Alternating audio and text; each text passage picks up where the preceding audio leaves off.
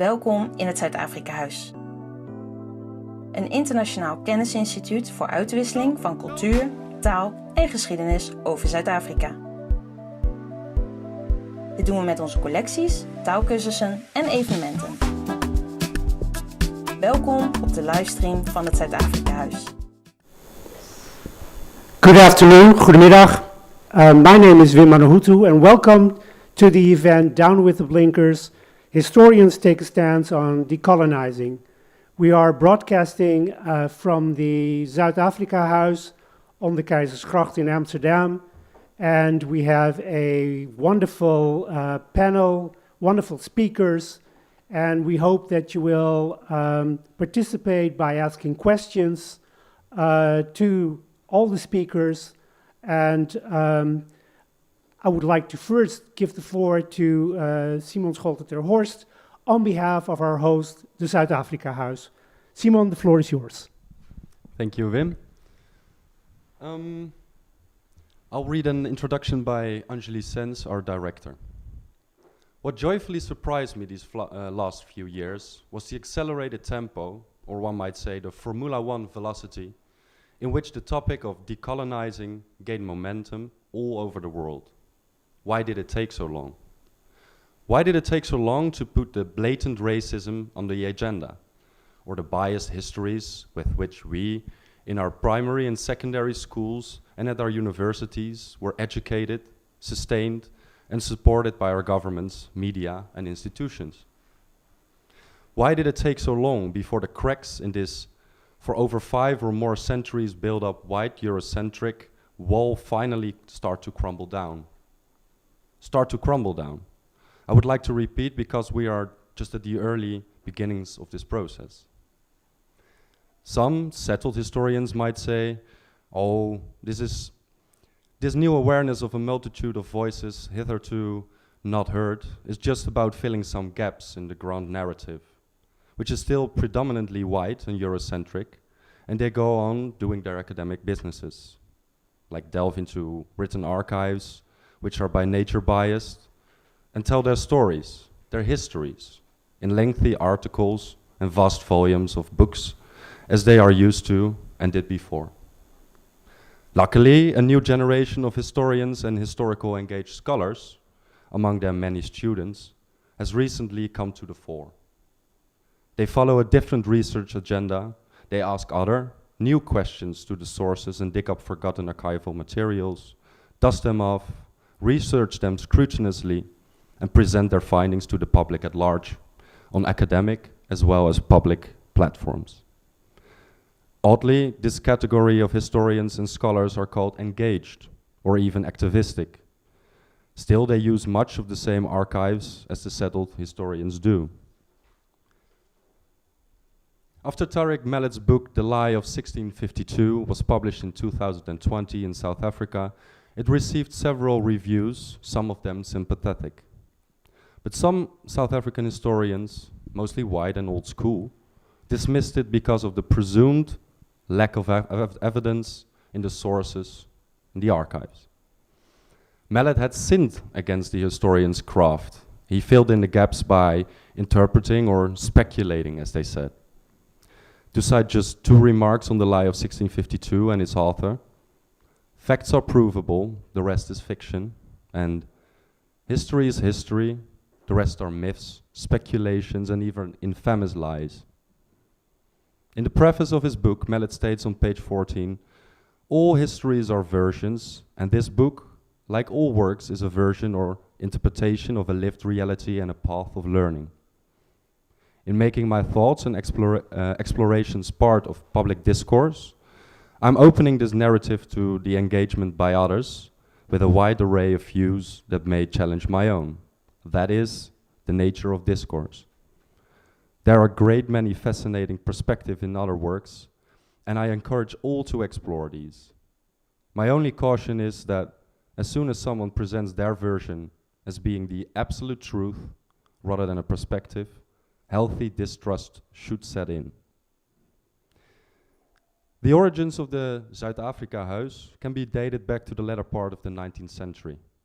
It was the time that the Boers were stirring up southern Africa with their activities on demands of freedom or on independence from the British in South Africa. These touched a sensitive nerve in the Netherlands. Organizations, campaigns were set up to support the Boers. And during the Anglo-Boer Wars, especially the second one, also called the South African War, Dutch volunteers from all kinds of backgrounds and political affiliations were eager to help them out on the battlefield. After the settling of the Union of South Africa in 1910, the predecessors of het Zuid-Afrikahuis continued to lend support to the white Dutch population of South Africa by sending teachers, ministers, and transferring cultural knowledge in a more material way, like books and other printed material. For several decades, the house in Amsterdam was actively involved in the immigration of Dutch people to South Africa in order to strengthen the Dutch contingent. The union was intended and proved to be an all-exclusive, all-white political entity, denying any human, civic and political rights to everyone with the wrong skin color. As Sol Plaatje put it, awakening on Friday morning, June 20, 1930, the South African native found himself not actually as a slave, but as a pariah in his land of birth. After the Second World War, apartheid was just the next step in a long process to dehumanize and curtail the peoples of South Africa in any possible way. The library and the archives of the South Africa still bear these traces of white Boer origins. The library has evolved, particularly since the latter part of the 20th century, into a more diverse and inclusive collection of books, journals, magazines, and other material. However, the archives still reflect the activities of het Zuid-Afrikahuis of the late 19th and early 20th centuries. As a result, they lack the diversity and inclusiveness. Researchers have to dig into these archives in a different way in order to give the voice to the voiceless. But het Zuid-Afrikahuis is not only its library and its archives, it's also a cultural meeting point. Anyone interested in can visit the book presentations, the exhibitions, film screenings, lectures and reading circles. And last but not least, the debates and symposia on a wider range of topics, either at the Keizersgracht or, for now, YouTube.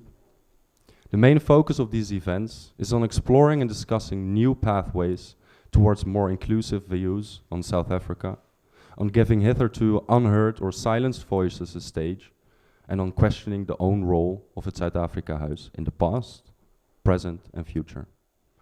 This symposium, Down with the Blinkers, Historians Take a Stance on Decolonizing, marks a further step in this objective.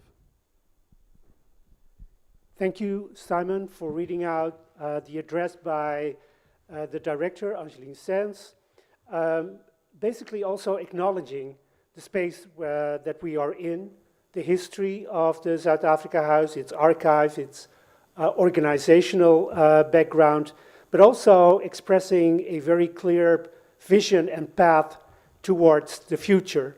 And I guess that is why this symposium was organized and why it is so timely, but also very fitting that we have as our first speaker, Mr. Tariq Malet, who hails from South Africa, the District 6 area in Cape Town, who has a very, well, intriguing is not the right word. It's a very moving also biography, growing up in that area during those times, becoming an activist in many ways, including becoming, and this is what really appealed to me because I'm always fascinated by visual work, a printer for the African National Congress, living also partly in exile, and being the author of this book, a very rich book, The Lie of 1652, and therefore without further ado, Patrick, the floor is yours. Please share your presentation with us. Thank you very much, Wim, and good afternoon to everybody out there who's watching us. As I start my presentation, you'll see there are two pictures at the beginning of this presentation. One symbolizing the notion of the Europeans bringing civilization to South Africa, and the other one showing that there was a vibrant African civilization in Africa already. And these are the Bokoni ruins that precede Europeans coming to South Africa. What is this lie that I talk about, the lie of 1652? And basically, what I'm arguing here is that South African history does not start with the man we call Scalama Yanni in 1652, Jan van Riebeeck. What I would like to maybe start off is just give you like a little kind of illustration of the divide in the historical world. And I use something very common. We have a delicacy or confection in South Africa, which has what sounds like the same name, but at the same time, it speaks to two very different delicacies. Now, the one delicacy has Dutch roots in cuisine, and it is a delicacy of the white Afrikaans people. The other delicacy has an East Asian root, and it is a black South African delicacy. This is the delicacy called by the one name Koeksister and the other Koesister. And they look completely different and they taste different. But on the sound of it, it sounds like you're talking about the same thing. And this is how it is with our history.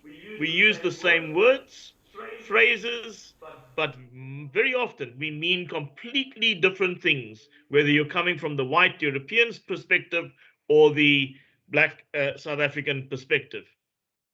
Now, when we look at the white perspective or the European perspective, it's a kind of triangle which talks to the Netherlands, to Asia, and to the Cape.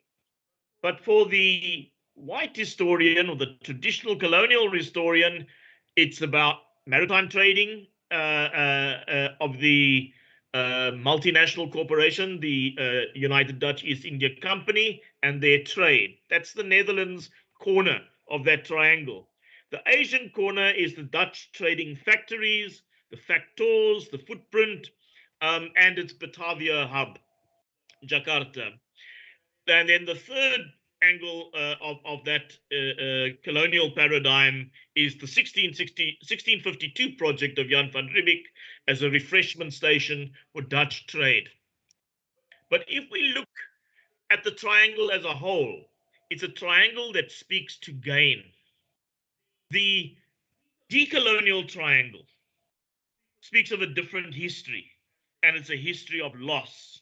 It's about imperial destruction, enslavement and slave trading, technology and resource pilfering, curtailment of freedoms, military dominance, cultural loss as part of its trading footprint of the Dutch footprint of trading.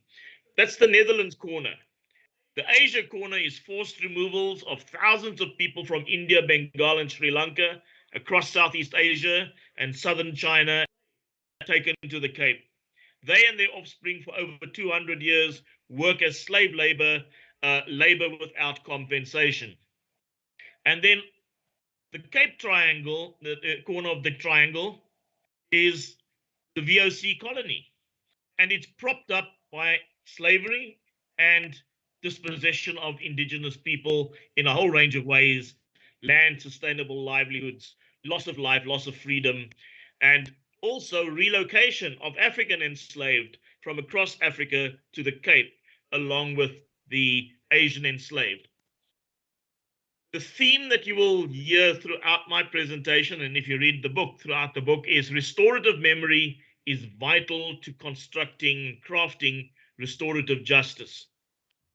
So what I do in this book is I take just 5 slices of our history. It's by no means a comprehensive history book. It takes 5 very important slices and it has a conclusion.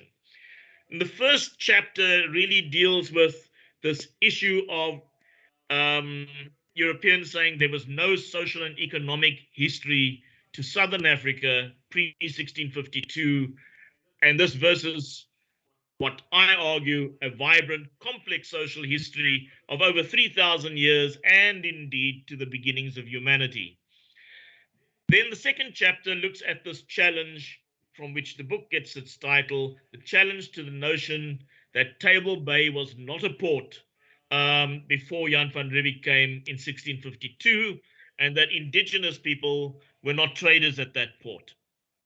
The third element or chapter of the book takes up the challenge to the lie of South Africa was this empty land, and that Europeans did not expropriate land without compensation through 19 wars of dispossession over 227 years, and including genocide. So it unpacks that whole arena. The fourth part is the blotting out of the story of forced black migration, which was bigger, in fact, than European migration for 200 years. When Van Riebeeck came in 1652, by 1658, the enslaved that were in the Cape were 4 times larger than the European population. So those 200 years, which involved loss of liberty, expropriation of labor without compensation, loss of patriality, crimes against humanity, in fact, is almost totally blotted out of our historical narrative. The fact that a new people who later were labeled colored have 195 roots of origin, which correlate to the Dutch East India Company's footprint across the world. It's lost. Then, fifthly, in the 5th chapter, I come to social engineering, forced assimilation, the de-Africanization, and the creation of the new native and colored constructed identities, culminating in apartheid, the crime against humanity. And then I'd come through to a conclusion. And I just want to go through those points one at a time. So the colonial lens basically says that Africans have no civilization. And you'll find that my first chapter is probably the most hefty chapter in the book.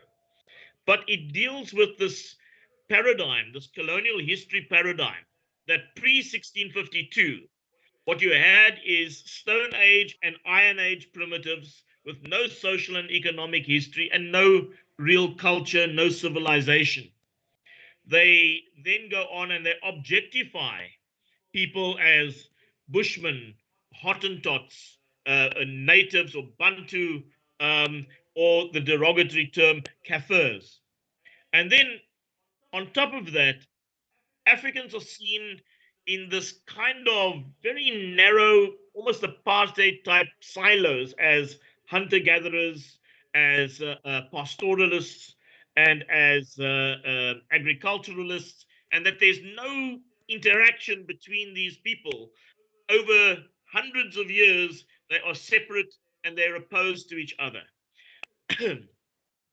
So when we come to the whole issue of our old history, our old colonial and pre-colonial history, we're looking at a different kind of construct. So I weave a story in this book of mine, which basically says around 195,000 years ago, we have all modern humanity, Homo sapiens, emerging from Northeast Africa. It's a starting point. And then around 90,000 to 70,000 years ago, we also have people moving out of Northeast Africa and going out into Asia and into Europe and in fact throughout the whole world. And then I paint a picture that shows that between 140,000 years ago and 30,000 years ago, there was a dispersal in Africa right down to Cape Town that history does not, colonial history does not elaborate on in any way. And then again, around 15,000 years ago, we have a whole range of micro societies developing in South Africa, also right down to Cape Town. From that point, I then go on and say, look here, this whole issue of terra nullius, the empty land, that we have been told in our history books from school days, that South Africa was an empty land when the Europeans came, except for a few wandering noble savages who had no clue about land, and there wasn't any civilization to speak of. And then suddenly, around about the same time the Europeans arrived, and alien black people arrived, and the Europeans checked them.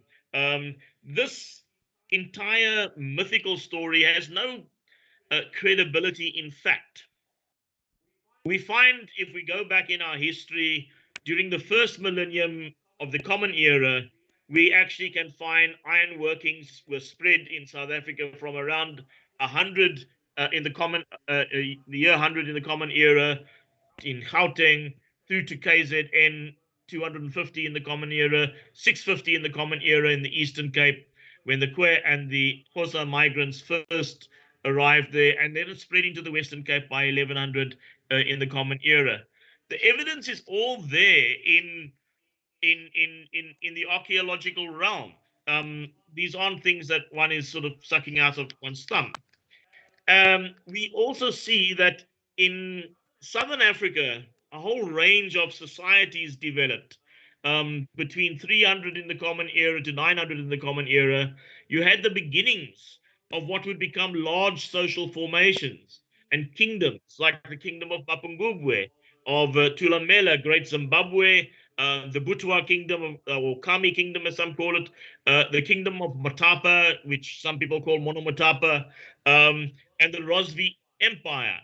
Now, all of this history, because I, as quite a young chap, had to flee South Africa across our borders, and I stayed in what we called at that time the frontline states, Botswana, Zambia, etc. There, the children 40 years ago were learning about the things that I'm talking about. They have the Cambridge exam set based on a book by Neil Parsons on the history of Southern Africa. And so all of the stuff that I'm talking about is not new. It's not sucked out of one's thumb.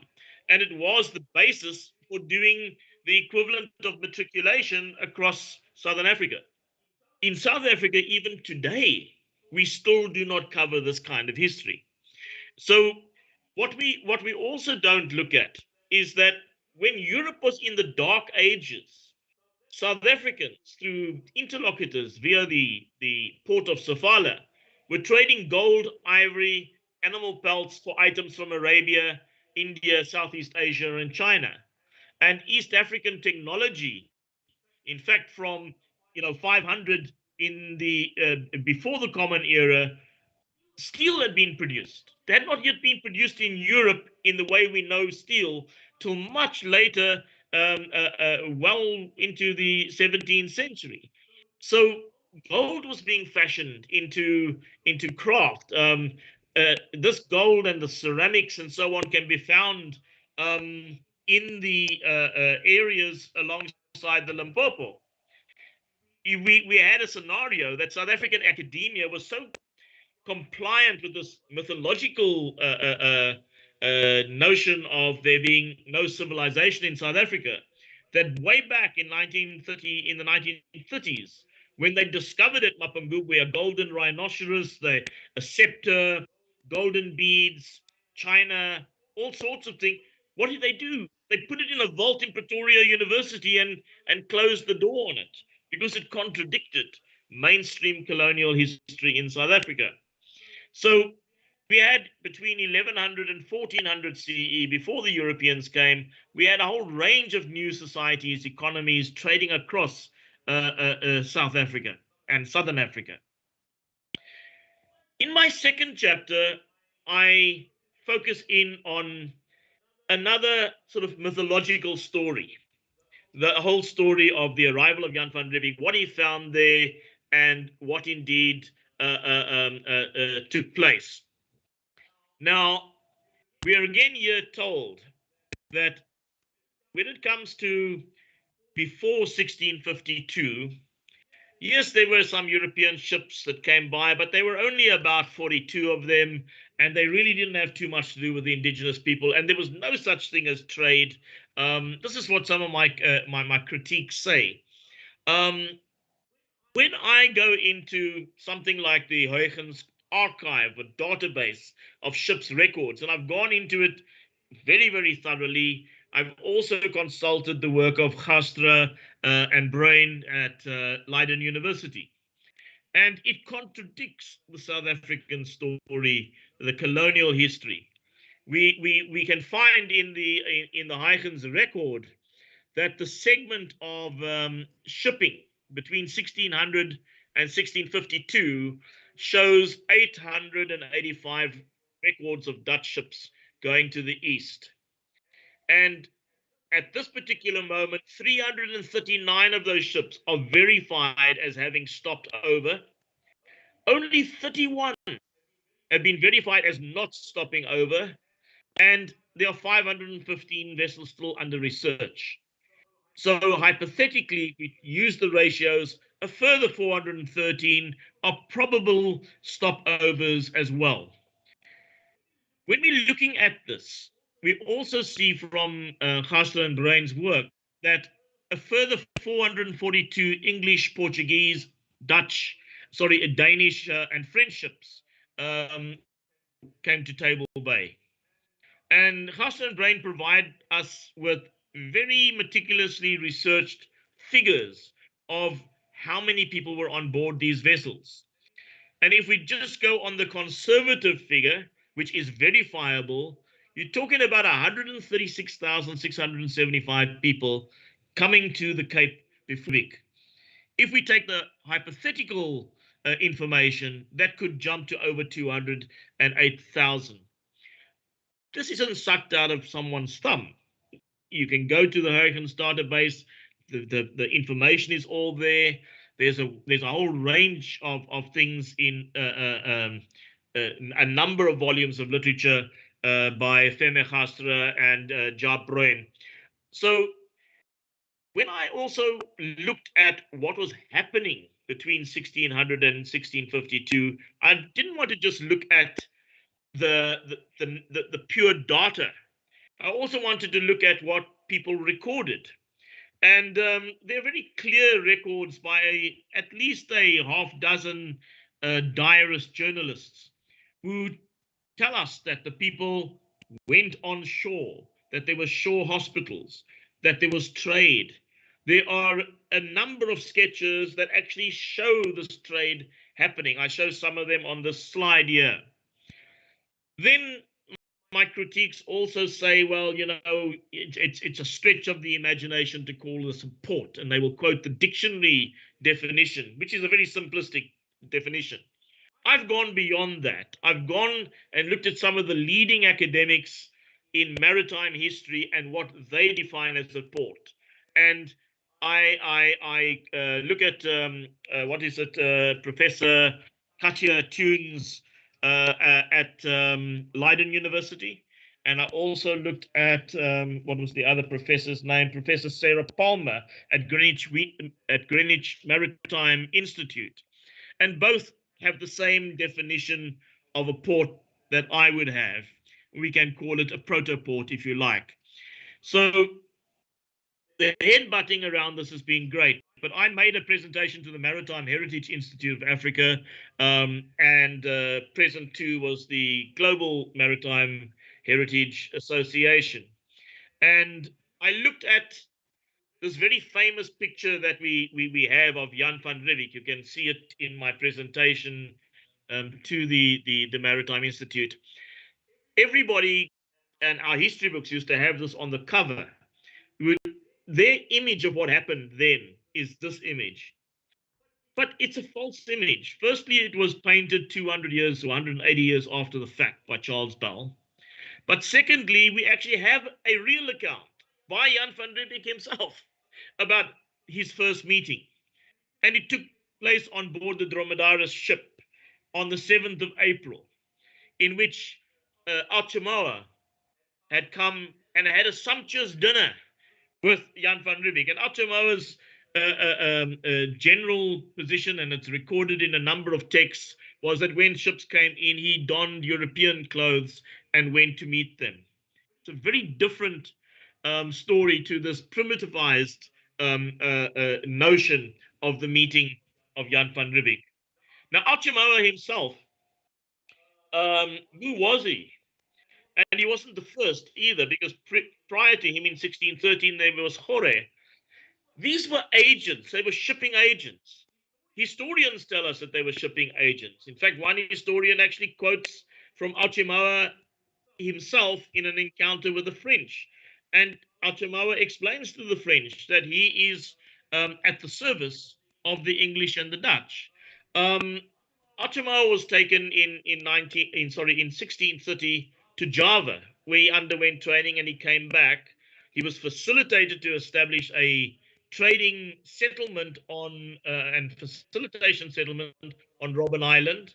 When that didn't quite work out, he requested and it was granted. The English brought him back to the mainland and they established themselves at the Camisa River in Cape Town, and they continued in that service. Jan van Riebeeck himself says in his journal that Archival would insist that it was he who started the incipient trade in the Cape. These things are not fabrications. What is a fabrication is this picture, and what is a fabrication is this notion that Archival and his people were primitives who were scavengers on the beach. They were dirty, they were lazy, they were ignorant, all things that come from European writers, even from Jan van Riebeeck. This is how he started. But then later on, Van Riebeeck takes it back and he says, we can hardly call these people beasts, they're outwitting us. So there are these two right from this moment. There's the maligning version, and then there is what we actually see when we go back to the texts and the information. And Archival wasn't the only agent. Prior to him, there was Jorge, also known as Corrie, who was a shipping agent of the English. Jorge in 1613 was taken to London and back. There's Isaac. They'd all traveled abroad. They weren't just scavengers on the beach that had never seen a white man before, as is projected. I give you there some of the quotations from various authors that show this not to be the fact. As for whether the trading took place or not, in the first few years of the new 17th century, from 1601 to 1608 alone, for that period, we see the transactions are 1,839 sheep, 149 head of cattle, traded to just 4 ships, not to 1,200 ships, but just to 4 ships. By any stretch of the imagination, and even by today's standards, that cannot be anything other than trade. The third chapter goes into another set of lies. The lies of which say that the European version is that all land acquisition was mutually agreed through fair sale of land. Alternatively, they say that most of the land was also unoccupied. Sorry, there's a typo there. And alternatively, they also say that a primitive non-understanding of land ownership was held by African people. Jan van Riebeeck's journal, makes that complete nonsense. There's a detailed scenario where the Khoi people challenge Jan van Riebeeck and say, if we went to the Netherlands, Holland, could we do what you've done here and just walk and take land as you like? And then van Riebeeck says to them, after their remonstrations, he says, listen here, it's not going to change. We've taken your land by the sword, and that's that. You can't get something more plain and simple language about what actually happened. We had a successful Cape African livestock farming society. There were tens of thousands of sheep and cattle, according to historians. This was ruined within 100 years by European plunder and expropriation of land and livelihoods without compensation. There were 19 wars that I log within my book. Wars of dispossession over a 227-year period. The first period was dominated by the Dutch, and they had a system of dispossession. And the second period was dominated by the British, and they too had a system of dispossession.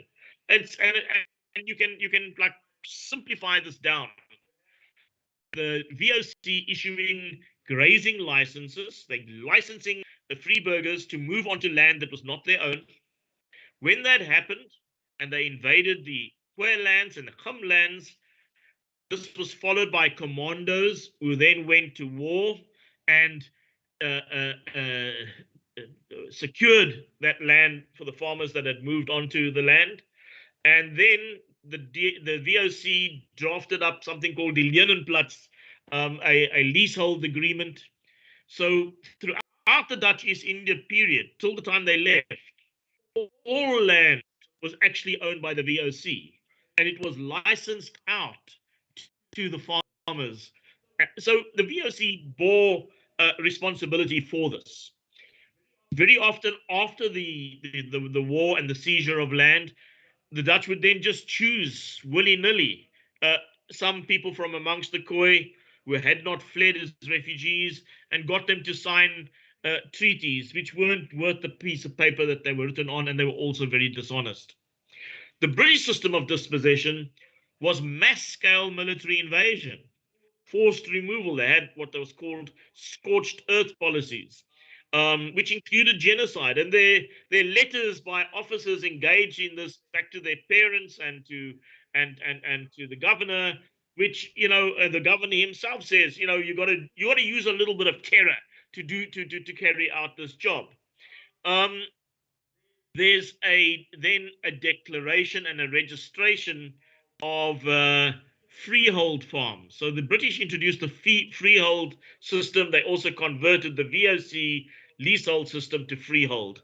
And that's how the whole banking mortgage system came into place. There's no mystery here, but I demystify it and I unpack it. Then there's this whole area which I cover in my fourth chapter, that the area of the history of what we call ourselves Camissa Africans, which the regime called people colored, and in fact this term has still not gone away in South Africa. But it's the story of Cape slavery, followed by indentureship, followed by migrant labor, and indeed followed by labor brokering in the modern era. Forced black migration, and this black migration was bigger over 200 years than European migration. And it involved loss of liberty in their own countries, expropriation of labor without compensation, loss of patriality, and also all of these together crimes against humanity. Now, the first generation of Cape enslaved peoples came from who came from Africa and Madagascar were 48,000 in number. The first generation from India, Bengal, and Sri Lanka were 18,500 in number.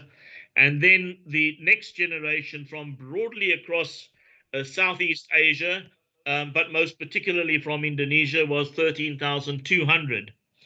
The Dutch footprint across Southeast Asia and East Asia resulted in people being mass transported to the Cape. And the figures that I've given you are the figures that are landed.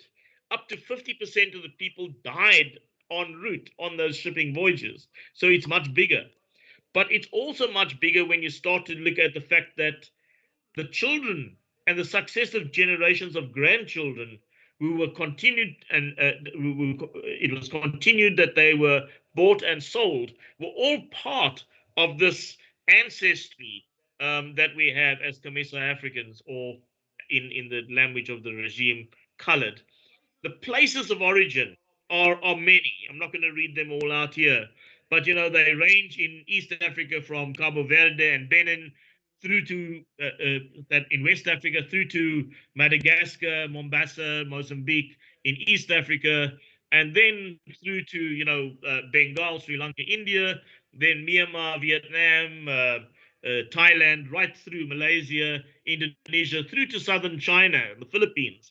It's a huge. It's 112 places of origin for enslaved people. In my book, I provide this table, which then breaks that 195 routes of origin down. The fifth and the last chapter before the conclusion talks to the issue of black diversity and how it was abused for colonial gain through what we can call divide and rule or divide and conquer tactics, institutionalized race classification, and the fostering of social conflict that went with this, based on manipulation and monopolization of resources. And what I mean by that is when the Europeans monopolized the resources in South Africa, this was at the expense of people, the indigenous African peoples.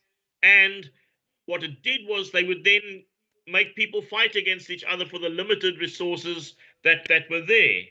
So while nurturing and this was the official slogan of the apartheid regime, unity is strength, while they nurtured white unity is strength, as their political philosophy, together with a militarized and police state, they ensured white supremacy through this divide and conquer tactics. The chapter goes into this in some depth and looks at race classification and how it emerged. And herein, there are many colonial historical lies, myths, race theories, white supremacy, etc., that directly led to identity manipulation and to social engineering and apartheid, which we call the crime against humanity. Um, 19th century European supremacy and race theories led to the social engineering of identity. So you had, for instance, over 120 African societies that were then assimilated. And this actually happened as late as 1904 in preparation for the Declaration of the Union of South Africa.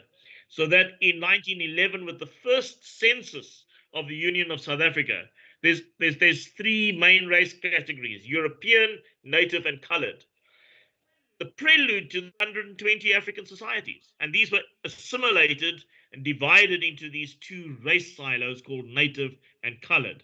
And over 70 African societies assimilated under this category native, which was then subdivided into two newly proclaimed uh, ethno-linguistic identities.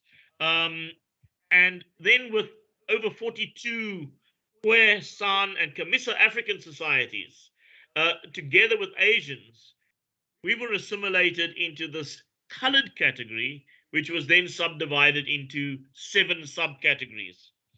The regime went through all sorts of acrobatics over time, and they changed the term natives to Bantu. And then, when there was this 1976 youth uprising against Bantu education, P.W. Botha then changed the term Bantu into an ethnicized version of the word blacks.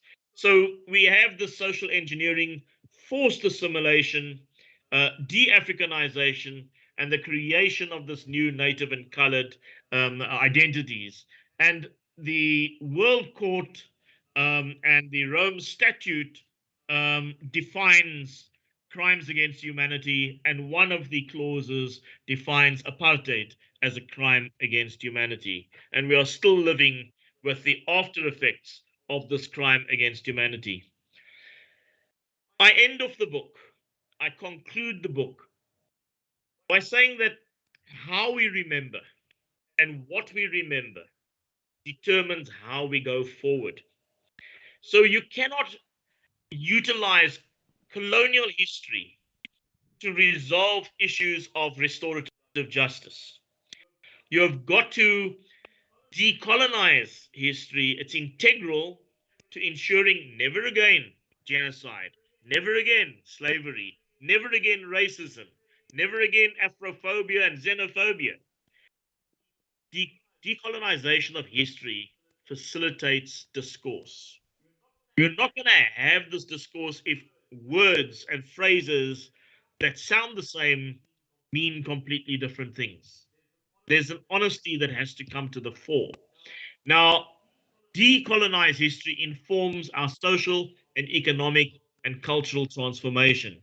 And it also builds an awareness of what is a new problem throughout Africa and Asia: neocolonialism, restorative memory, restorative justice, restitution, and transfer are all extremely important processes in what we can call our freedom struggle. So, in coming to an end, I want to also introduce you to the factor that we had to move on from just writing a book. We were moved in this process by the factor that our children and our youth are growing up without understanding what happened up until now and very confused about what is happening now.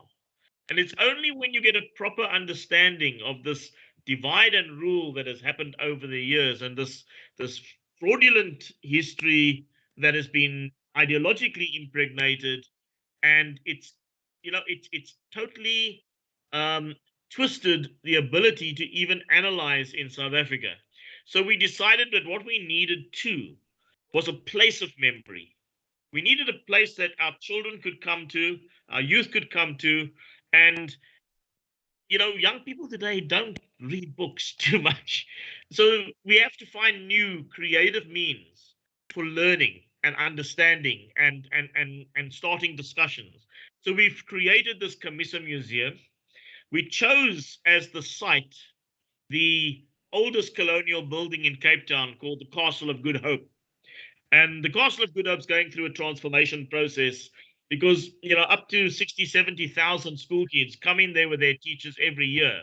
And all they see is this old grand colonial building and nothing about themselves. Yet this site was so much a part of what happened to their ancestors. So on the site, we are developing the Camissa Museum. The website address is there. And if you visit it, we've got the entire museum up on website already. And we're doing the physical side of it now. And the Dutch consul, the Dutch consulate was good enough to help us and give us the finances to establish the Camissa Museum online. At the moment, we're in fundraising mode to complete the physical project. And I cannot overemphasize how important this is for our children, because the book alone, it doesn't open up that access that is required, whereas this physical site and the ability to already give our teachers the opportunity to set assignments for youngsters based on what they're gathering from the Camissa Museum and the site, and then the children being able to use that to answer their assignments and to pump in something back. We're also looking at a whole range of things. And one of those things, for instance, is there's this language debate around Afrikaans. And we have something called CAPS. And CAPS gave birth to Afrikaans and not the other way around. And so at the moment, there's a project to develop a trilingual dictionary of English, Afrikaans, and CAPS. And we have a special relationship as Camissa Museum with that as well. So I'm going to end off here, my friends and colleagues and everybody out there, and ask you to visit that museum site, and you'll be able to learn a bit more about the micro histories which we deal with in the book, but even to a greater depth in the museum. And if you can see yourselves towards helping us, there's a means to do that on the website. Thank you very much. Thank you so much, Patrick, for an extensive but also a very passionate talk based upon your book. And I'm sure that those in the audience that haven't read the book yet will be inspired to do so.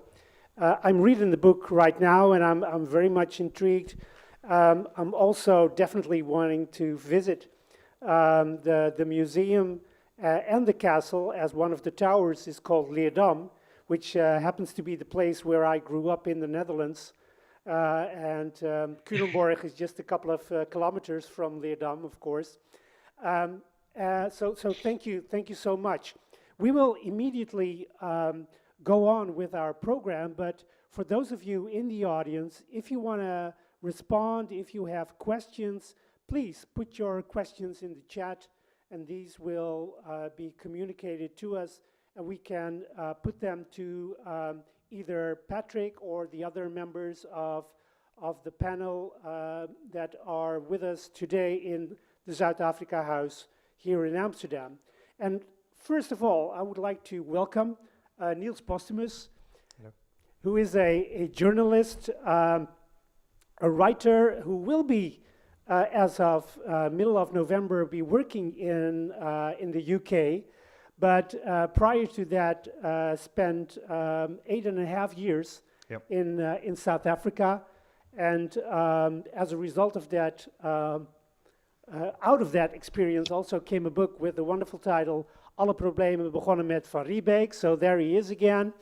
But Niels, first I would like you to ask to come with some comments, some first responses, perhaps connecting what Patrick shared with us and your own experiences. Yeah, first of all, Patrick, thank you so much for your presentation. I find it very interesting.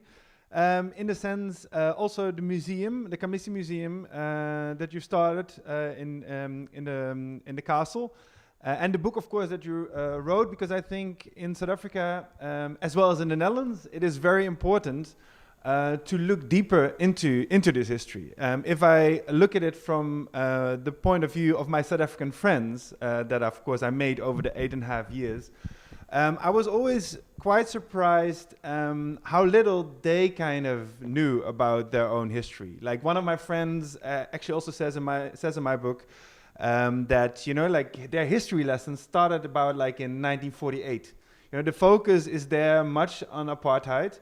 Well, apartheid, of course, is only the ultimate climax of the 300 years of colonization that came before. So I think it's very important in South Africa, for South African children and South Africans in general, of course, to kind of have a deeper look into what led up to apartheid. Apartheid didn't come falling out of the air, didn't kind of suddenly originated in 1948.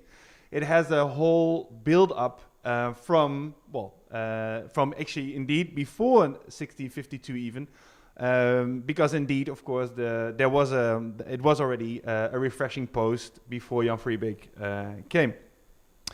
And what it results in is that most of my friends kind of knew the name Jan van Riebeeck. Everybody knows Jan van Riebeeck in the Netherlands. But also my friends, for example, never visited the Slave Lodge in Cape Town, which is a museum about slavery.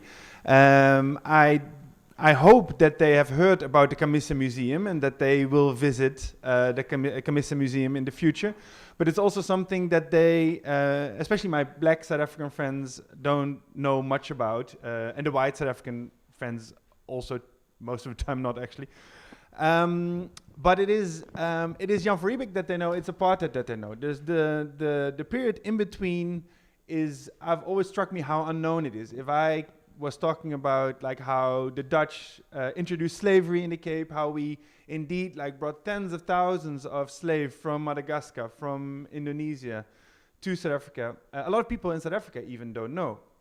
So I think that awareness, this kind of learning about the colonial history, that part that came before 1948, I think it's very important. But then again, I think it's also very important, that's mainly what I try to do with my book, I guess, to also inform or like make sure that Dutch people learn more about it, because as that Dutch people don't know much about that history as well. And I think, and I found that a very interesting comment of Patrick just at the beginning, of this kind of different narrative where we as Dutch people tend to look at our colonial history as a history of gain, where for people in South Africa, like the black people in South Africa, it's often a history of destruction. which led, for example, that a lot of people said to me about my book, oh, it's so negative. It's all about like all these problems, where they kind of are used to the story about like all these kind of things that the Dutch East Indian Company did, and how like it was the first the first multinational, and how like like how it made the Netherlands great, and forget like how crucial slavery was for the economic model of the Dutch East Indian Company, and kind of the destruction that it led to, not only in the Cape actually, but also a lot of other places, of course. And I think that is that different narrative, which is very important. I think that also Dutch people start looking at their history more in like from different points of views. And therefore, I think it's also very important for us to read books or go to museums or even listen to people that were the victims of our colonization. It's if we only kind of write our own and read especially our own history, you get like this one narrative of our history. While if you kind of try to also inform yourself by reading books by South African historians, or if you go on a holiday to South Africa to listen to South Africans, how they experience the history, how they look back on the history, I think that is a way to kind of get a far better view from different perspectives of our own Dutch history. It doesn't have to lead to you feel, I don't know, like a lot of people ask me, like after reading my book, whether I feel personally guilty about what happens.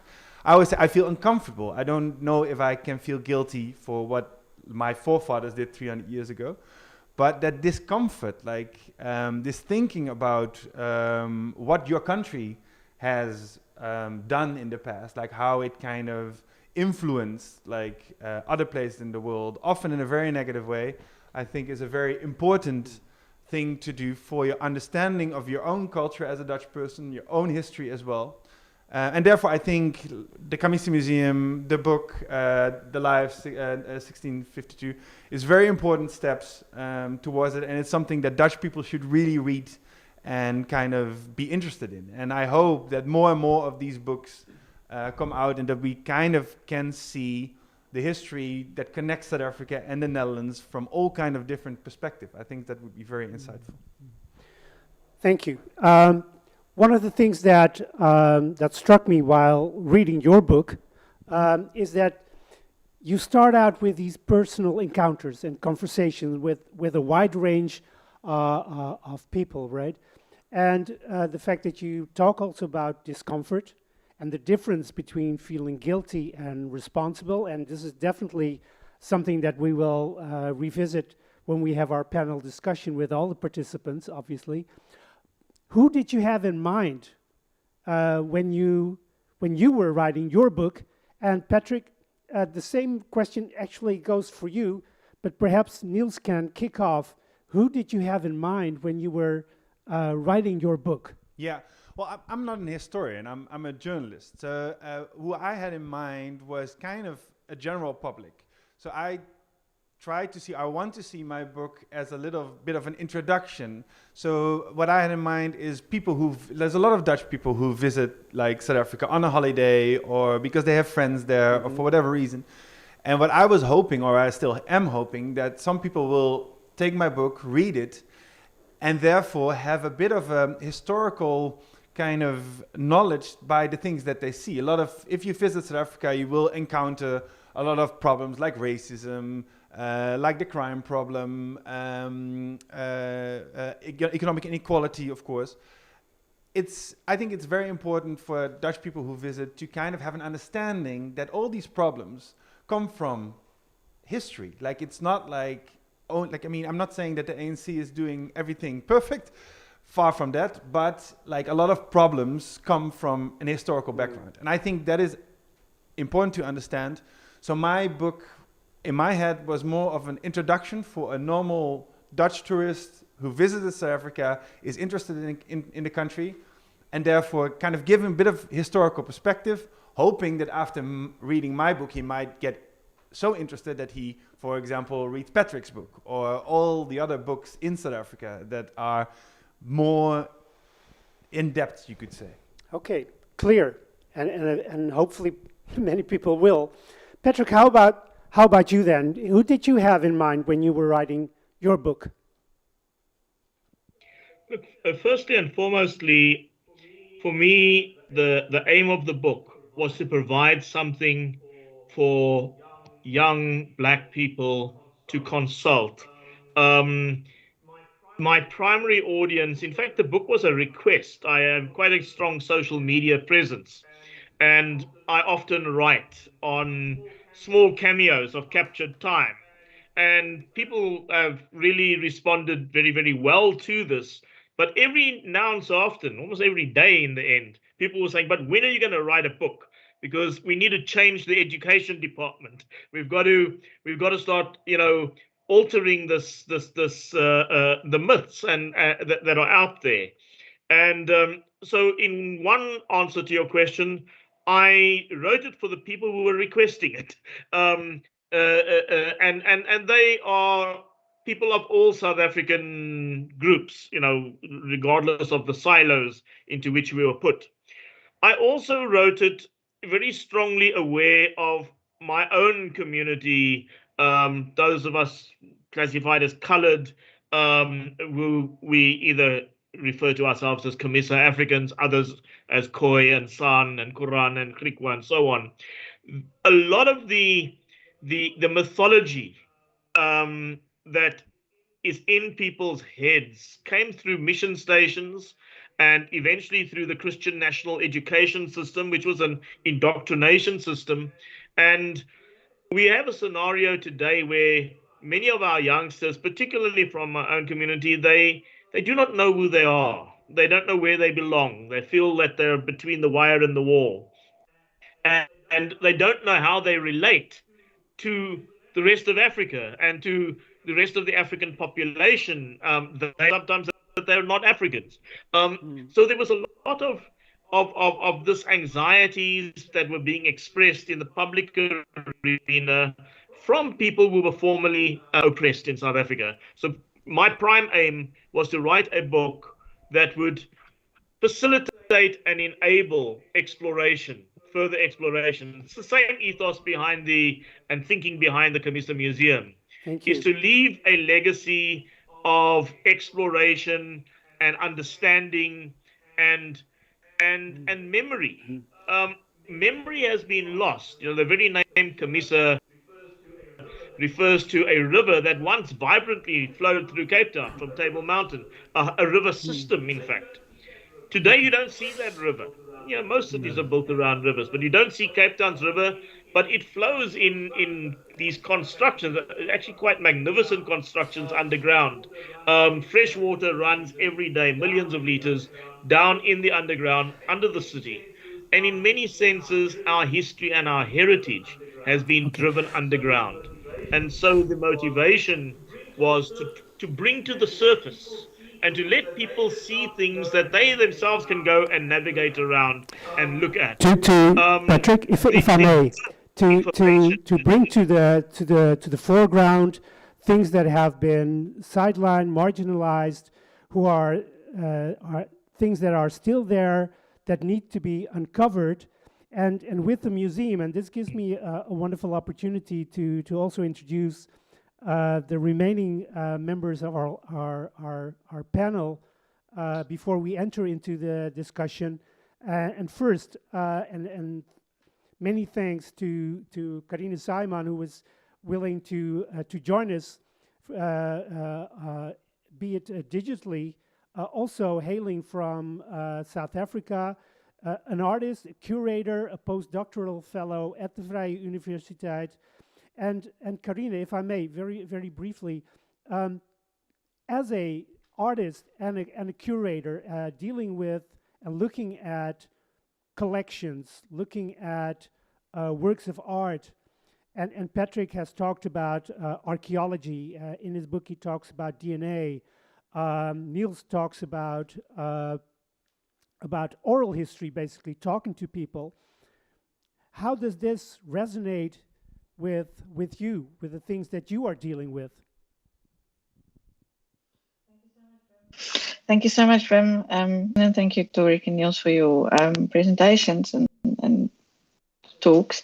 Yeah, I think the part of my interest in this area coincides with that of artistic practice, is that I feel, in a sense, we've been dominated very much by the written word. So the archival document and a particular way of narration, and we sometimes even understand these archival documents as relatively transparent to the past that they supposedly, convey to us. But that is a form, and as an artist, I'm interested in, what forms lend to stories or to ideas, or what forms they might take. And so one of the things is to think about is how might we give the past a form that is not only that of text, that a written account, and like Patrick, I've struggled with the Van Riebeeck diaries, and one of the things that powerfully struck me while reading the diaries was the difficulty in finding visual correlations mentally for what he was describing, because what he was describing, or what the diarist was describing at least, did not give the form, or did not instantiate, or did not make present what I wanted from those archives. And so I think partly the point that of what a lot of artists, contemporary artists in South Africa, try to do is to triangulate between a past that is felt and searched for and connected with, but it is not represented in the textual archives, and give it some sort of other form, some kind of embodied form. You might find it in poetry. For example, someone like Tony Stewart has done that, I think, quite powerfully, but then also through visually, or through performance, or through music, or through various kind of collaborative initiatives as well. So I think it comes down to me in a kind of a resistance to the textual form, that the past seems to be naturalized as having to be narrated in a textual form, which I'm struggling against. Thank you. So expanding, but also resisting textual domination. Joining us here in the room is Charles Jurgens, who is a professor of archival studies at the University of Amsterdam, also affiliated with the National Archives. And Charles, Patrick also mentioned in his presentation, refers to this enormous wealth, if you may, of archival material, but also then the challenge to perhaps read against the archival grain or along, but disrupting. Could you share with us the fact that in The Hague, but also in South Africa, basically in every place where the Dutch have been present, there are all these dossiers that are there. How do you deal with this archive that is obviously not neutral, that has power? How do you then convey this to students or to partners that the archive has abroad? Yeah, that's, I think, a very relevant question. Actually, I think we have organized even the sources of our history also via silos.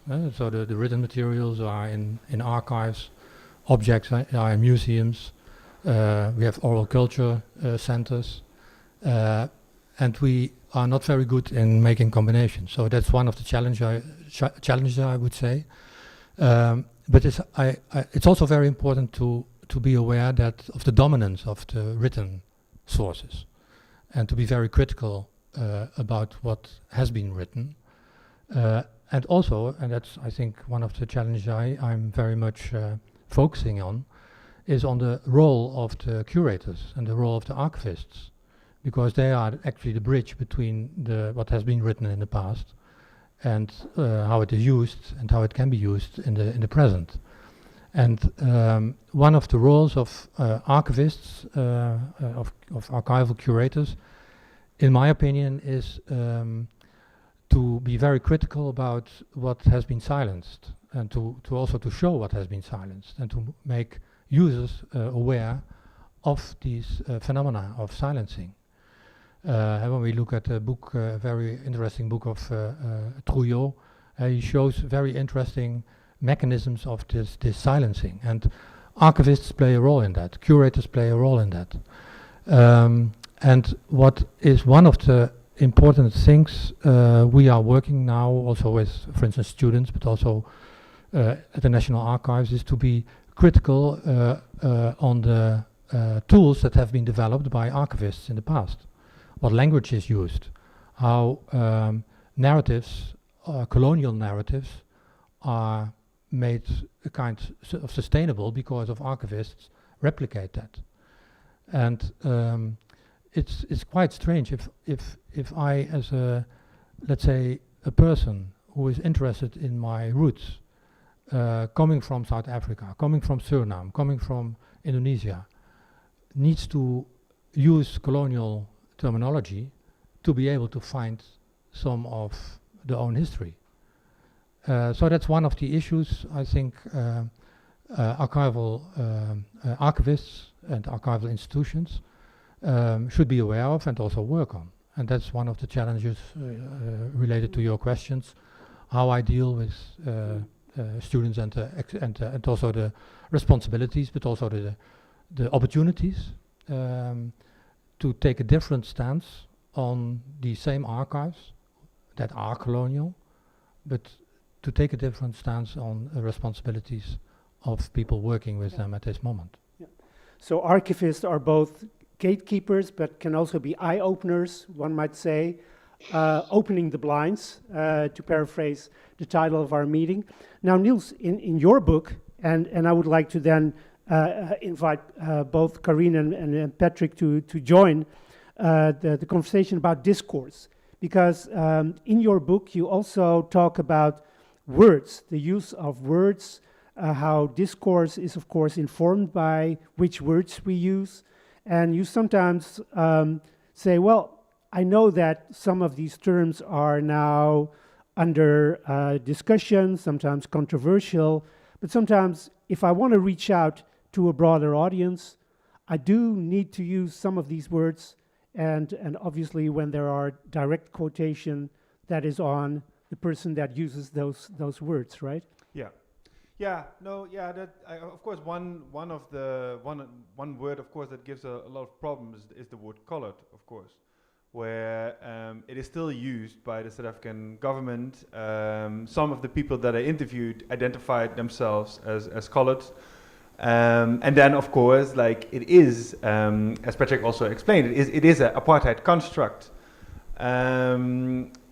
Like the Camisa Africa, Camisa Africans, of course, is a substitute, but like especially here in the Netherlands, nobody will recognize that term. Of course, you can choose to explain the term in the beginning of your book and then use it along the way. I choose to still use the word colored, but of course I did put a friend of mine who would have been defined as colored by the apartheid regime, but doesn't necessarily identify himself as a colored right now.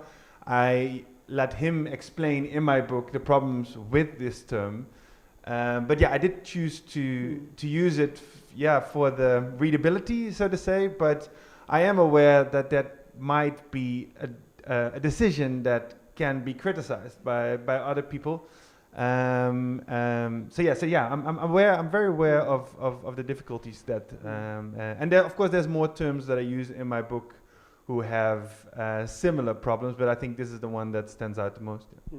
Well, you do acknowledge that it is problematic in your book, so that I think in itself is already important. Karine, this whole notion of discourse, you're now working and living in the Netherlands. How do you, if people talk to you without a lot of prior knowledge about South Africa, how do you try to basically educate them about what is really going on, this deep history, these nuances. How do you do it? I'm not sure that I don't know. I mean, I think I'm quite partial to Patrick's use of the word camisa myself, because I'm a kind of a long-time follower of yours, Patrick, on social media and reading, and I'm quite persuaded by the camisa ideas, especially as kind of in terms of tributaries.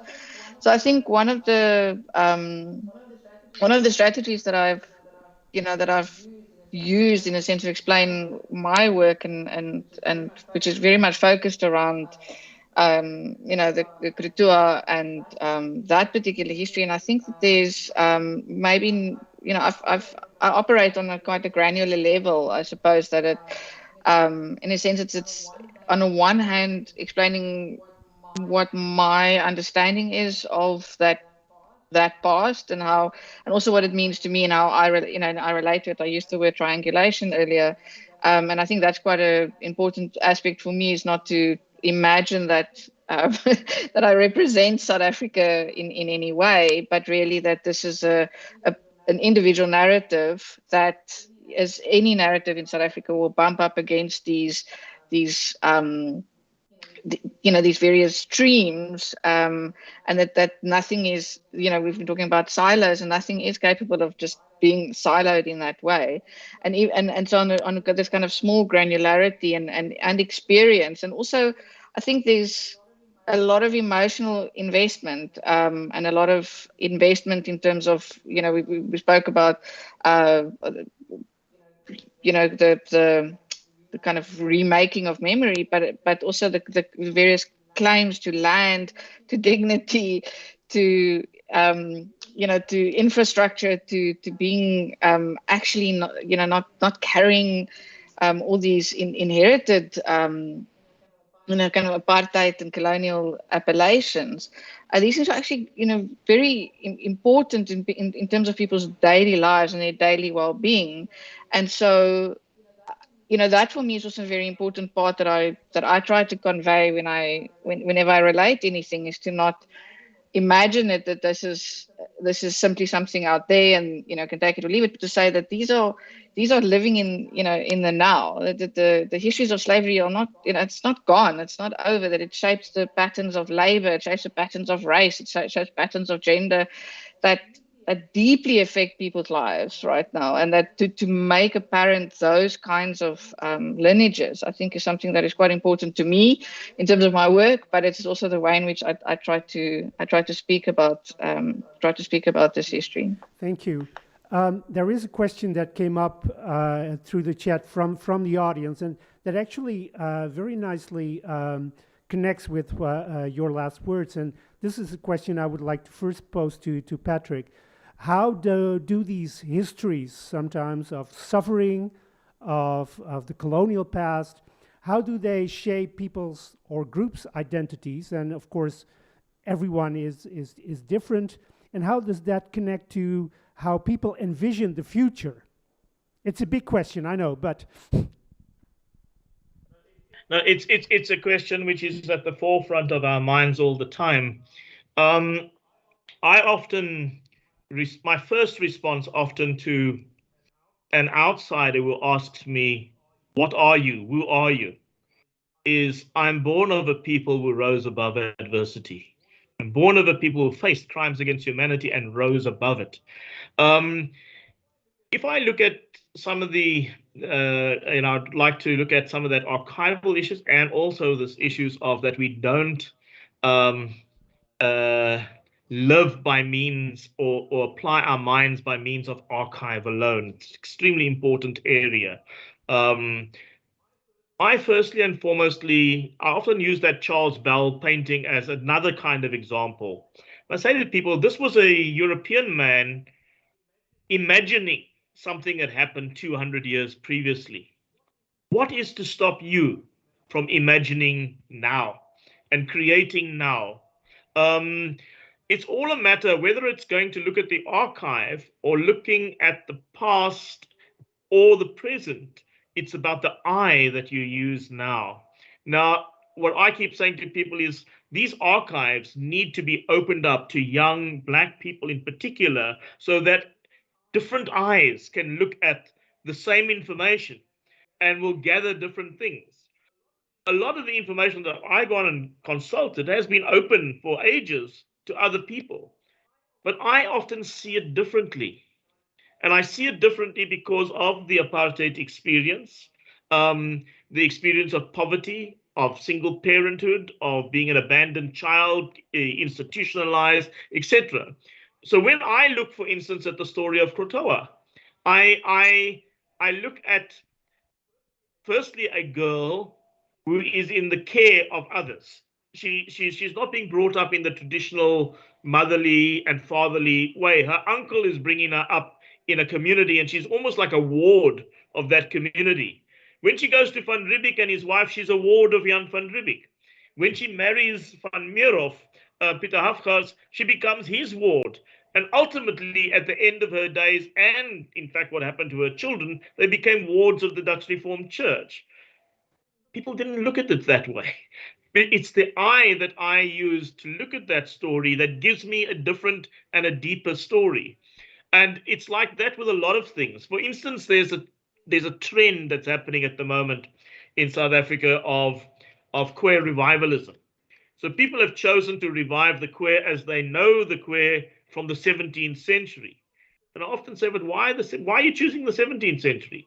Why not the 13th or the 12th or the 10th or whatever? Or why has it got to be the 17th century?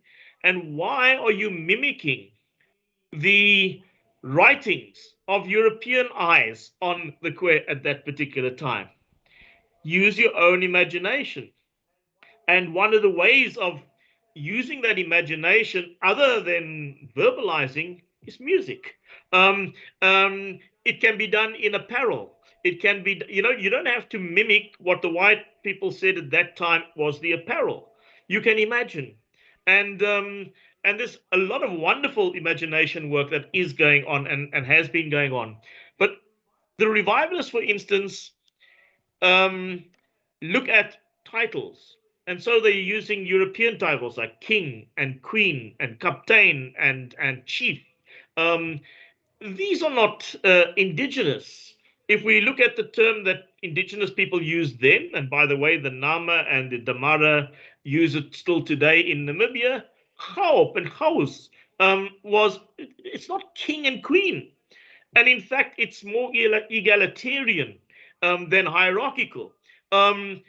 So it's how you look at everything with different eyes and to employ imagination. Now, for those of us who lived under apartheid and forced removals and so on, we're going to look at the whole thing of dispossession of land through the lens of our experience of forced removals. It's authentic. When at a whole range of issues like substance abuse, for instance, today, and we look at the DOP system in the past, and we look at the system of pacification through alcohol of the first child slaves that came in 1658 from West Africa. And we look at two of my ancestors were from originally from Ethiopia, the two Arabas girls, Cornelia and Lesbeth Arabas. They are 11 and 12, but a year later they have children. And how did they have those children? It must have happened through rape. There's no two ways of dealing with it.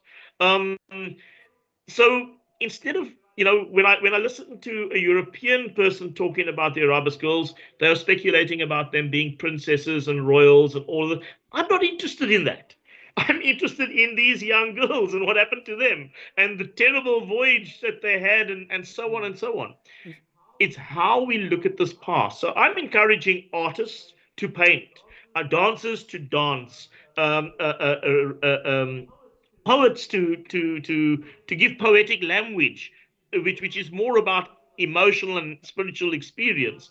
I'm looking at people who craft, like for instance, I wear this, and it's got a simple inscription on it, J-I-J. We would say J. I'm not sure how you would pronounce it in the Netherlands. In Afrikaans, they say yay.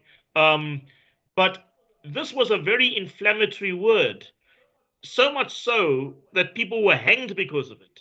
It was the J uprising in 1808 by 346 enslaved people that resulted in a court case in which the leaders were hanged. And Abraham van der Kap was hanged because he dared to make a speech which said, tomorrow when we take over the castle, you will be able to call your boss and your madam J and say. And so it became our version of liberty, fraternity, and equality. It was a simple word, J, and that J is still used today in cups. So it's about this. It's about this imagination. Imagination. Kareem, before we turn to our panelists in the room, of course, as an artist as well as a curator, but the name of Krotoa was mentioned earlier, right? And this, she's become iconic. But I guess for you, she also has another meaning, right? Yes, I mean, she's my, as Patrick might have surmised from the Simon surname, I said it's my great grandmother. And I resonate with what Patrick was saying in terms of it, thinking about Krotoa in the Van Riebeeck household is a different, it's got a particular relationship for me. And so also one of the things that I find, as part of my, possibly is the representational struggle also happening in South Africa with, you say Krotoa is very, used as an icon, but the different claims being made on this history and on this representation and how to represent. So very often she would be represented as a young woman because she was about 10 or 11 when she was taken into Van Riebeeck's household. But, her work, her translation work, her negotiation work is comes a number of years later. Her marriage to Van Meerhof and, the trauma of her children having been taken away, the death of her husband, etc. Those things happened to her as an adult, yet the image of her is one of a young girl. So I think that kind of frozen aspect of kind of freezing an historical figure in a particular way becomes troublesome, or when it is, like Patrick was saying, talking about using names like king and queen, and Krotoa is often described as a princess, which is also still a very strange thing to do. So I think those, I feel it, in my skeleton, very much when these things happen, but I think they're also symptomatic of these kinds of, all the symbolic weight that figures like Krotoa are made to carry, because she's standing in as a proxy for all those people who are not being spoken about, who are not being represented either. So there's, in a sense, that personalized connection, is kind of exploded into to becoming, the weight on that representation becomes really overbearing. Thank you. Now, the word silo has been used several times, right? To basically describe this basically setting apart different groups of people who work with the archives or not, like journalists, like artists, like activists. And in the very beginning, in the welcoming address by Angeline Sens, basically, sometimes when people talk about engaged or activist scholars, that is not meant as a compliment. For you as an archivist, do you think that engaging activists, artists, journalists more actively in archival work, would that be something that could shed new light? And is this something perhaps that archives are doing already? Yeah, I offer a course, archives and activism. So I think activism is really very important to also to change the narrative, and also to change the, at least to show that there are more perspectives, and also there are more perspectives in these archives. And I think what is very interesting about this book, that the archives have been reading first along the grain, and by reading them along the grain, and you really understand them, why the mechanisms, how these records were produced, you are also able to read against the grain. It's very dangerous if you start reading against the grain without understanding the archives. So I really believe in these kind of crossing the boundaries between the disciplines. That's in the first place, but also crossing the boundaries between the past and the present, because archives are maybe created in the past, but there are always two people required: the one who wrote down, but also the other one who is reading the archives. And there's always interpretation in this. So how much information do you have before you start interpreting these archives? And it's not only the responsibility and the task of historians or users, because maybe we also give too much, we focus too much only on the scholarly use of these archives. I think more and more these archives are also useful for just people who are interested in their own past, their history, looking for stories. And that requires a complete different way of disclosure of these archives. And to use one important, let's say, principle that has always been used by archivists is that provenance ID. And the provenance is always based on the people who created the records, not the people who are recorded.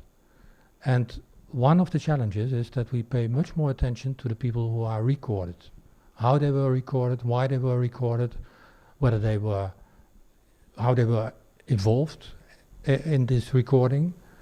And that opens also up new understandings of these archives, and also opportunities these archives give. So that's the way I, in my discipline, try to work together with students, but also in my research, to take these different perspectives, and also understanding that these provenance IDs are also 19th century IDs, at least the way we have used them so far. Mm-hmm. Clear. Niels, would you have written another book if you would, let's say, had 6 months or even a year to delve into the archives and do a lot of archival work? That's a good question.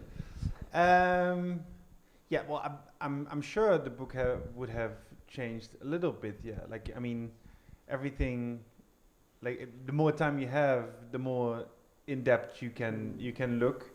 I don't think that in my book the archives are that important that it would change the whole story. In the end, my book, of course, is mainly about present day. So I try to kind of explain present day situation based on history, and I do that with literature and also also with like some information from the archives. But it would, I mean, I would have loved to kind of have more time and to have more time to look deeper into the archive, especially the ones in Cape Town. I've been there a lot, but like very simply, for example, I found the testament of the first person with my last name that arrived in South Africa. But at that time, that was quite already late into my research project, and I just could not read the handwriting. I could only pick small things out of it.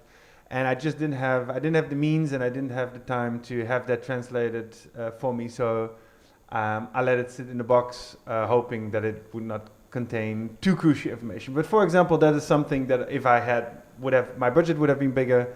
I would have had more time. I would have hired someone who specialized in this kind of handwriting, because it was quite an in-depth testament, and I'm sure I could have gained more information from that. Especially, of course, about his wealth and his possessions. Would that have changed the book, the narrative of my book? I don't think that much, but it could have shown a little more detail, so to say. Yeah. That connection with your family name is one of the many very readable and nice things that you are actually in the beginning surprised that there are so many posthumuses. Posthumuses in South Africa, right? Yeah. No, I mean, I think what I explained in the beginning of the book is that I started off as a Dutch correspondent in South Africa, and I wrote about a lot of things, but I never really really dove into the Dutch colonial history, actually, probably for the first 5 years. And I think, in hindsight, I think I did it also partly because it's confronting. It's like it makes you uncomfortable, and my kind of defense towards that was to kind of not think too much about it, just write about present day things, like, you know, and about like the results of apartheid, all that kind of things. And the posthumously, like people with my last name, never really kind of pop up in the history books. They were always there, but they never were famous politicians, leaders in the Boer War. They kind of always stayed under the radar. And therefore it was only that I, at some point, did an interview, and I was already for 5 years in South Africa. I did an interview with someone, and he said, like, my neighbor is actually called Posthumus as well. That's a coincidence. And then it was that I started looking into it, and I found that there's actually 2,500 people in South Africa with my last name. And suddenly then my friends would say, like, oh yeah, but my Afrikaans teacher was called Posthumus. I thought you knew, you know. So suddenly that kind of, those stories came suddenly, people told me. And that was kind of when I really kind of decided also to start writing this book, because then I thought, like, yeah, if it's not only Dutch people, you know, like that are so influential in the colonial history, but it's also actually people with my last name who actually kind of took part in that. Like, what can I find about it? And for example, like that first Jochem Posthumus that I was talking about now, I did find that he was an officer in the Cape Army in the early 18th century. So it could very well be that, for example, he was part of the murder of the San people, or one of the many wars that were fought with the Khoi. Once again, like in the archives, I didn't find all these details. I don't know if he did, but I found it interesting to think, like, you know, like that someone with my last name who came from the same province as my family comes from, who actually might be very distant family of me, actually, was a part of this colonial history. Yeah. And now you made earlier you made this distinction of feeling uncomfortable, and this distinction between feeling responsible or responsibility and guilt. And now this is a question I would like to ask all of you, and please, first come, first go, and then the others can pick up on that.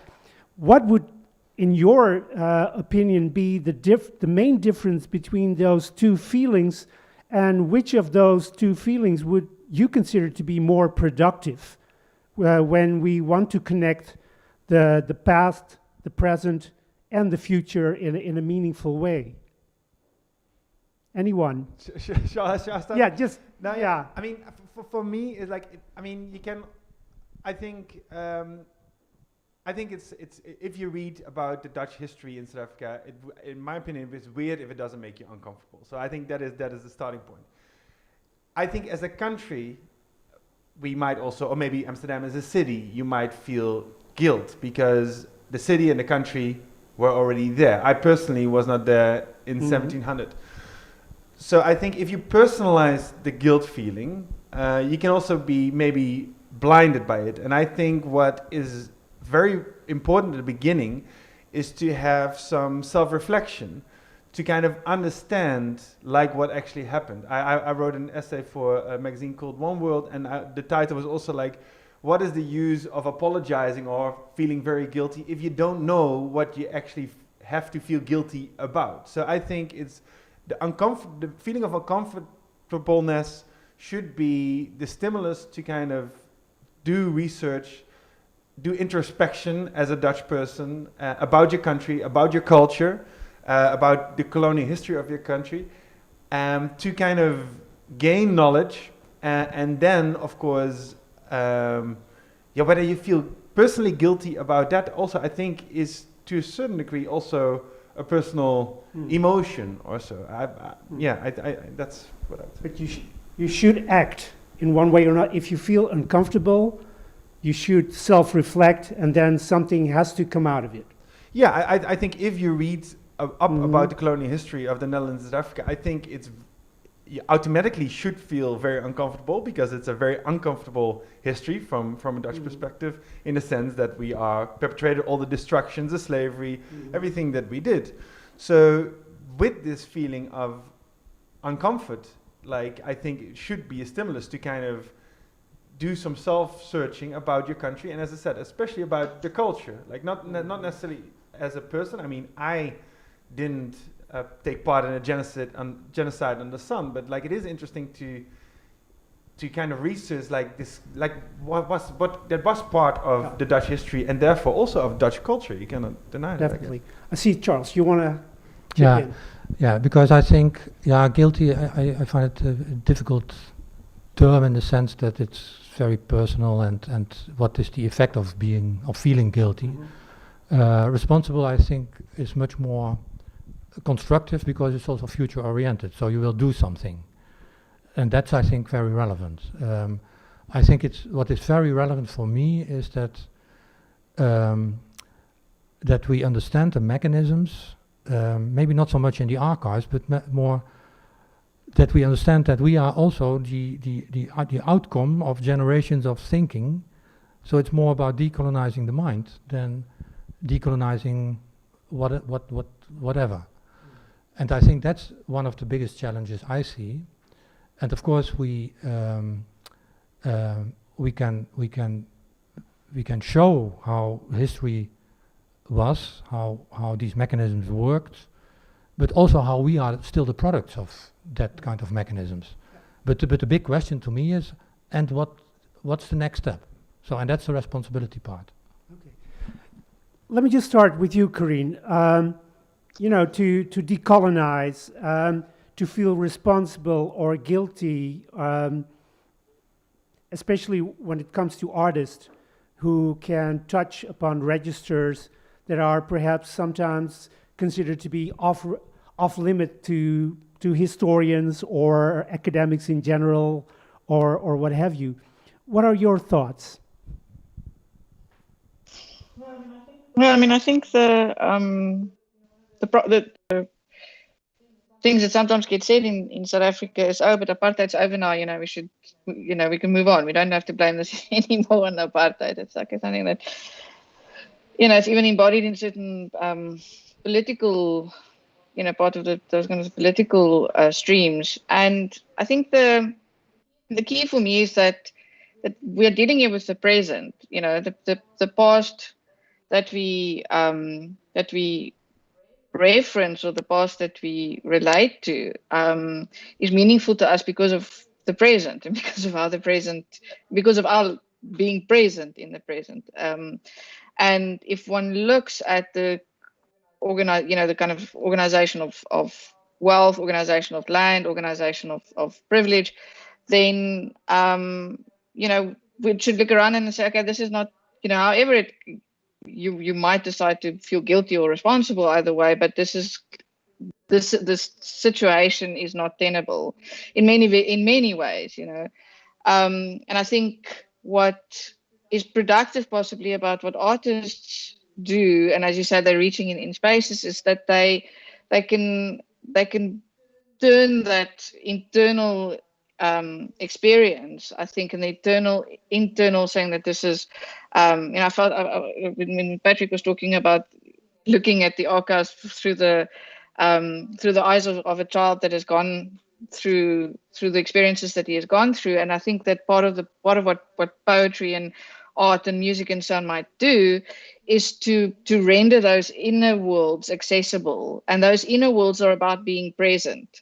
And those inner worlds are about the now. And those inner worlds are not at a distance or at a remove. We interpolate them with the past, but that's not where the responsibility doesn't lie necessarily to the past. The responsibility lies to these inner worlds that have to find ways of coexisting and ways of finding dignity and ways of self, of kind of self-determination in a profound sense. Thank you. Patrick, perhaps very briefly, your thoughts. When I wrote the book was very much an expression of my intellectual journey. But alongside that intellectual journey, and in fact, the beginning of the journey was an experiential process. And from the experiential, interacting with the mind and with the emotion and with the spiritual. So there are these different dimensions. There is experiential, there is emotional, there is spiritual, and there is intellectual. When I write, very often I the tears are streaming from my eyes. I'm dealing with real people, and I'm crossing the dimension of life and death. I'm going back into communicating, in a sense, with people who have gone before us, our ancestors. I have a syncretic faith in which ancestral beliefs play quite a large part. So my experiences as a child and as a young man impact a lot on why I went on to have this intellectual journey. And in that, lots of emotion and lots of spiritual dimension. I talk about in my book how a nun kneeling in front of a statue of a black man who had died 500 years ago, and talking and asking how it impacts on me as a child, who's living in a society where here's a wonderful black man, but I'm living in a society where a black man is treated like a dog by white people. These things are all part of the journey, and you can't separate the one from the other. But what motivates, what propels me forward is the need to see change, to see transformation, leave behind, because I'm going to be an ancestor one day too, maybe sooner rather than later. But I want to leave behind something that is part of that story of rise above adversity, of taking on the challenge, of confronting. So the restorative justice element is informed by the restorative memory element. I spend a lot of time and effort on restoring memory, on championing heritage, being a heritage whisperer, a heritage activist, and not just an academic and that in fact I had learned to become an academic to be able to deal with all of these other issues and package it in such a way that people could talk about it. I left school at 15 into manual work. It was a hard road. In my mid-40s. So the intellectual part is just one part of a greater whole that involves wanting to change society so that they don't experience what I and my mother and my aunts and everybody else experienced. That they could have a better. Still motivated by that now. It's what drives me. And the driving comes from a deep emotional place. You know, I visit Southeast Asia and I walk in somewhere and I immediately start getting bumps in my skin. I start shaking. The tears start coming. Why? I ask myself why, and I now know why. The more I find out, the more I know why I have certain emotions, why I react to certain things in certain ways. So it's a dynamic and it's a dialectical experience that's happening between these different issues of experiential, emotional, spiritual, and intellectual. If we cut off any one part of those, it's a less authentic thing that we are doing. And so where I resonate with my Dutch counterparts there is that there has to be an end game to why we do these things. We're doing it for something. It's no good feeling guilty and not doing anything. It's no good feeling oppressed and not actually taking up. I took up arms against apartheid. That's how strong I felt about it. And I feel about things today even. When I see neocolonialism happening in my country and corruption and so on and that, I can't sit still. I can't sit on my hands. I have to do something about it. So this is what makes us human beings and not automatons. you don't go down an intellectual avenue for intellect's sake and for writing books and papers and so on. It's about, I want to see the youngsters on the Cape Flats have a better life, not condemned to not having the right kind of shelter, the right kind of education opportunities, work opportunities, etc., etc.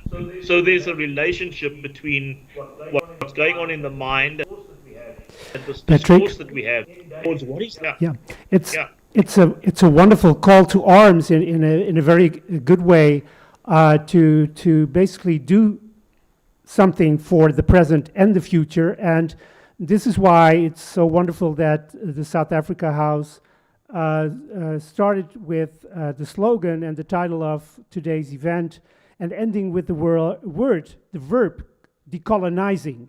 So it's still an ongoing process, and time has flown by, but we are at the end of our program. So let me take the opportunity to thank all of our wonderful panelists, speakers, Karin Zaiman, Charles Jurgens, Niels Posthumus, and of course you, Patrick, for a wonderful afternoon, very thought-provoking, and I'm sure that people who will watch the YouTube video afterwards, because they could not attend live, will be stimulated into buying The Lie of 1652. Niels's book, it all started with Van Riebeek, and start thinking and also acting, visiting archives, and hopefully also engaging by looking and studying the archives, knowing that there are different ways of looking at these voices and listening to these voices from the past. And so to all the viewers and also to our very selective audience in the room, thank you very much for joining us. And I'm sure this will not be the last event of the Zuid-Afrikahuis. And I'm now looking at the organizers, whether, yes, I see Simon's raised hand. Is there? Oh, there are some more questions from a lot of questions. Let me read out. We still have a couple of minutes. Take off my glasses. This is old age kicking in. Let's see. What is the title of Niels' article about guilt and self-reflection? And that's in One World, right? Yeah, I think it is, well, I'll have to look it up. I think must be something like, waarom zou je excuses aanbieden? Nee, kun je excuses aanbieden voor een geschiedenis die je niet kent of zo? I have to look it up, I'm sorry. Yeah, okay. Okay, it will be shared later. This is a very big question. Well, let's put it out there, and I'm pretty sure we will not be able to give a definitive answer. But what restitution should the Dutch do as the results of their reign is still very much alive? So, again, a big question.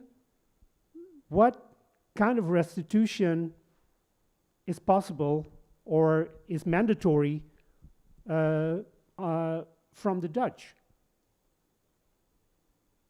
And there's now silence in the room. And look, perhaps all that I could say on this matter is that it's long overdue, and the discussion and discourse needed is long overdue. And what we need, I think, is a platform where the Dutch can hear directly from the people of South Africa who are affected, what is it that people would like to see the Dutch do? We shouldn't skirt around it, and it would be wrong for any one of us to try and define what it is that should be done at this point. I think a listening exercise, a hearing exercise is needed as the starting point, and an acknowledgement that some form of restitution, reparation has to happen. What shape and size and whatever, that's something that will have to come out of a consultative public participation process. That's all I would be able to say at this stage. Thank you. This is actually a very, very practical and very actionable answer to this big question. Start to listen, start opening up a platform, a dialogue where people in the Netherlands, including hopefully also the Dutch government or other parties, can actually hear directly from voices from South Africa. Karine, any thoughts or feelings that you want to share?